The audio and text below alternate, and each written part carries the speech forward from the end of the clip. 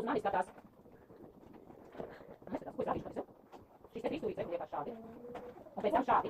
Bet vienkārši ieliksies pa vidu uz šī trīstūrīša. Redzat? Man ir uzzīmēts, nu man ir bruņurpucītis. Var zaķītis būt. Vienkārši ieliks. Un redzat, ka šobrīd var. Es iedošu papīru mazo, lai atsevišķi jūs varat uzzīmēt. Kaut kā tas neko nezīmē, vai viņš to pīkstu savu, jā. Redzat, šis pats man arī ir. Tas ir tas trīstūrīts, kuram pa virsmu es uzzīmēju bruņurpucīti. Es jums iedošu papīru. Un šitā ielika. Un tā kustinot, redzat? Jā. Tātad, tūlīt es iedošu abus abiem baltiem. Tātad nesteicās. Jūs tagad zīmēsiet, uzzīmējat rešu uzmanību. Palīdzēs ielikt, nav jāsatraucas par to trīstūrīti. Iedošu jums no tās locītes uzzīmēt. Jums šobrīd būs tā trīstūrīša, redzat, būs atsevišķi uzzīmēsiet, izkrāsosiet zilnieciņu, izkrāsosiet finišu, ne kaut ko, jā.